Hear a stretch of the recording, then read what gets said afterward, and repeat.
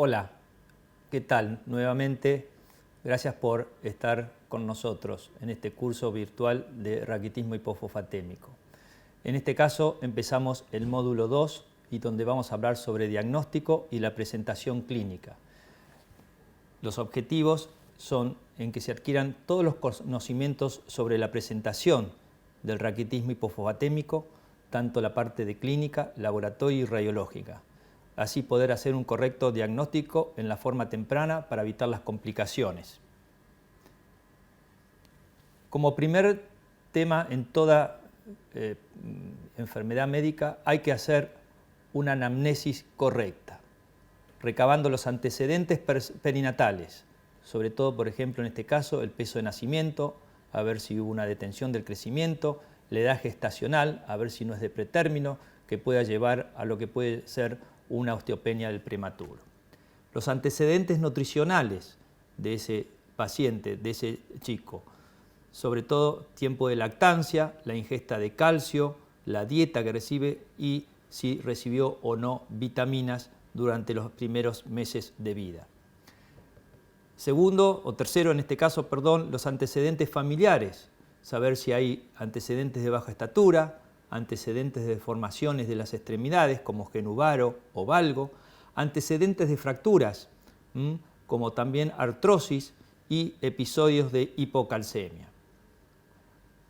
Otros antecedentes, saber el lugar de origen, si tuvo o no exposición al sol, por la latitud donde viven, por las condiciones culturales, la presencia de dolor, edad de adquisición de las pautas madurativas del desarrollo motor, qué tipo de actividad, cuánto tipo de actividad física hacen y si tienen inconvenientes o no. Todos son datos de importancia para poder avanzar sobre el diagnóstico diferencial de los posibles raquitismos, en especial del raquitismo hipofosfatémico. En el examen físico debe ser completo, como se hace en pediatría, y lo que incluye normalmente, y como primera opción, es la antropometría, con especial atención al estado general, al estado nutricional y a las deformidades esqueléticas, que van a ser un dato muy importante de esta patología. En la antropometría hay que realizar las mediciones antropométricas habituales de peso, longitud corporal o talla, perímetro cefálico. La estatura sentada nos puede orientar para hacer a veces diagnósticos diferenciales y graficarlas en las curvas de referencia que poseemos para cada población y sexo. Evaluar el crecimiento del peso, la talla, el perímetro cefálico, para saber si tenemos la presencia o no de craniosinostosis, una de las características que puede aparecer en esta patología, sobre todo cuando hay una sinostosis temprana a nivel sagital, dando el formato del cráneo que se denomina escafocefalia. También ver las proporciones corporales, como mencioné anteriormente. Para evaluar las alteraciones del eje de los miembros inferiores, se recomienda medir la magnitud del genuvaro con la distancia intercondilia, ¿no es cierto? Estoy hablando a nivel de los cóndilos femorales. Y la magnitud del genuvaro se evalúa con la distancia intermalleolar a nivel de los tobillos, o sea, de las tibias distales. Y así comparar con los valores normales según la edad. Por suerte, acá en este gráfico pueden ver cómo una paciente diagnosticada a los 2 años con genuvaro bilateral se hace el diagnóstico adecuadamente, empieza el tratamiento con fósforo por vía oral y recupera un correcto crecimiento y también una correcta normalización de los ejes de los miembros inferiores. En la parte derecha pueden evaluar y observar cómo se mide el genuvalgo, midiendo la distancia intermalleolar a nivel de los tobillos, y el genuvaro a nivel de los cóndilos femorales en la imagen de la derecha. En el examen físico mencionamos que estos pacientes suelen tener baja estatura, genuvaro o genuvalgo bilateral, o también, como pueden observar en esta imagen, que de un lado tiene genuvaro y del otro tiene genuvalgo. Si ven la foto del paciente de perfil, se observa claramente el formato del cráneo, de la cabeza, con escafocefalia. Y en la imagen de abajo, las manos, se observa claramente las deformaciones que pueden tener en la región metafisaria de los huesos largos, con ensanchamiento y deformación de las mismas. Habíamos hablado de los valores de medir la magnitud de la distancia intermalleolar e intercondilia para saber si tenemos genuvaro o genuvalgo. ¿Esto por qué? Porque puede haber un genuvaro fisiológico, algo bastante común de observar en los chicos durante el primer año de vida. Entonces, acá podemos ver las diferentes mediciones que indican si un chico está en forma patológica alterados los ejes de sus miembros inferiores. En el laboratorio, esta es otra herramienta muy importante a tener en cuenta para poder hacer el diagnóstico de raquitismo hipofosfatémico. El signo fundamental, como bien lo dice su enfermedad, es la hipofosfatemia. Esto es, obviamente, como ya saben ustedes, por pérdida renal de los fosfatos debido a la falla en la reabsorción tubular, que puede ser aislada o a veces puede estar asociada a otras pérdidas, a otras alteraciones. Por eso hay que evaluar en sangre no solamente un hemograma, la función renal con la urea, la creatinina, el hepatograma, ver los niveles de calcio, si hay hipocalcemia o no asociada, que eso puede orientar hacia otra patología, los niveles de fósforo, los niveles de fosfatasa alcalina son importantísimos a tener en cuenta porque este marcador de la formación ósea es uno de los primeros que se altera, suele tener niveles altísimos y cuando uno indica el tratamiento adecuado para el raquitismo es el último parámetro que se normaliza.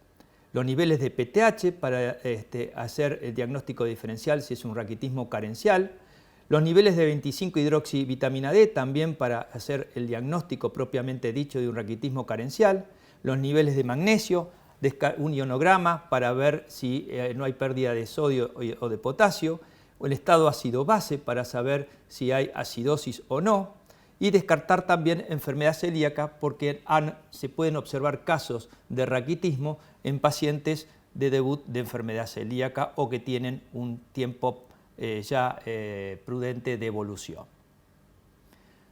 Así como hay que saber los valores normales de la distancia intercondilia y intermalleolar para hacer diagnóstico de alteración de los miembros de los ejes de los miembros inferiores, también hay que saber correctamente cuáles son los valores normales de fósforo, ya que no son los mismos los valores de fósforo en los chicos que en los adultos y dentro de los chicos, a medida que van creciendo, también se van modificando. En esta diapositiva ustedes pueden ver los percentilos bajos y los percentilos altos de los niveles de fósforo desde el nacimiento hasta la edad de los 20 años, que más o menos ahí se emparejan con los del adulto. Así que estos datos son muy importantes tenerlos en cuenta a la hora de hacer un diagnóstico de hipofosfatemia. La otra parte del laboratorio comprende la evaluación de la orina. Se necesita una orina fresca para medir el pH, esto para diagnosticar si hay o no acidosis renal, una orina de 24 horas para evaluar el calcio, el fósforo, el magnesio, la creatinina, si hay pérdida de proteínas, si hay pérdida de aminoácidos, si hay pérdida de azúcar con la glucosa y de bicarbonato. Todo esto es importante para hacer diagnóstico de una tubulopatía. Se debe evaluar la reabsorción tubular de fósforo. Como mencionaron anteriormente, y van a escuchar a lo largo de todo el curso, que esta enfermedad se caracteriza por la pérdida renal de fosfato, por una disminución de la reabsorción en el túbulo contorneado proximal. Vamos a tener que hacer una recolección de orina de 24 horas para medir los niveles de fosfato y de creatinina.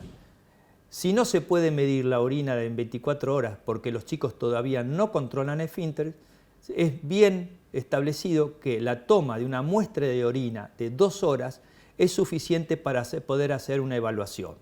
Entonces, en este caso vamos a poder sacar la reabsorción tubular de fósforo, que como ven en esta siguiente diapositiva, se toma el valor 1 de un entero, en el cual se le va a restar la concentración de fosfato urinario por la concentración de creatinina sérica, que va a estar dividida por la concentración de fósforo sérico multiplicada por la concentración de creatinina urinaria.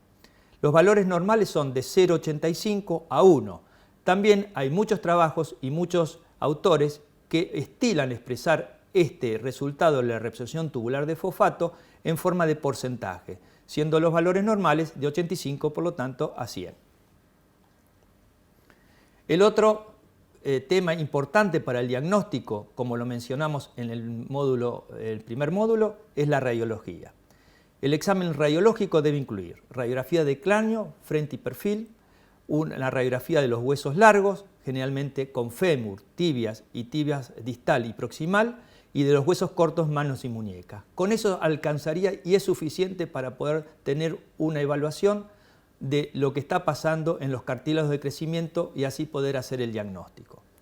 Los signos de raquitismo, bueno, son la osteopenia, esta la podemos evaluar porque en los huesos largos, también en los huesos cortos podemos ver una reducción de la cortical, del diámetro de la cortical, puede haber un aumento del trabeculado y puede haber algunos signos que indiquen que puede haber microfracturas. Obviamente esto depende de una correcta placa radiográfica y de la agudeza del observador. Las alteraciones metafisarias típicas en el raquitismo hipofosfatémico, al igual que en el resto de los raquitismos, es el ensanchamiento y el deflecamiento de la metáfisis, de los huesos largos, donde están justamente los cartílagos de crecimiento, con la tendencia a la copia de Champagne, el capping, o sea, con la tendencia de las partes distales de la metáfisis que tienden a ser una clásica copa de Champagne.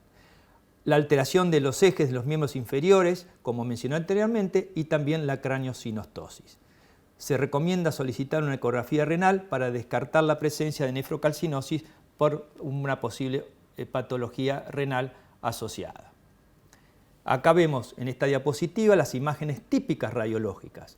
En la imagen de la izquierda, en las manos y muñecas, vemos claramente la alteración de las metáfisis con deflecamientos, todo corroído, la tendencia a la copia de Champagne, y si uno pudiera observarlos con más detenimiento y más cerca, vamos a ver que hay características de osteopenia.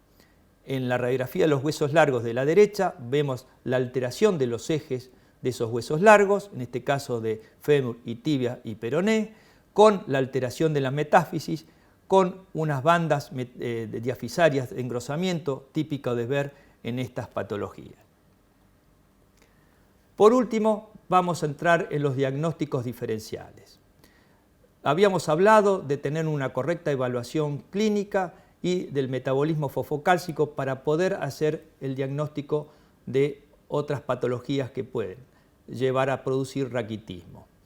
Dentro de los raquitismos perdedores de fósforo están causas también hereditarias, pero que son mucho menos frecuentes que el raquitismo hipofosfatémico ligado al cromosoma X. Así tenemos el raquitismo hipofosfatémico hereditario,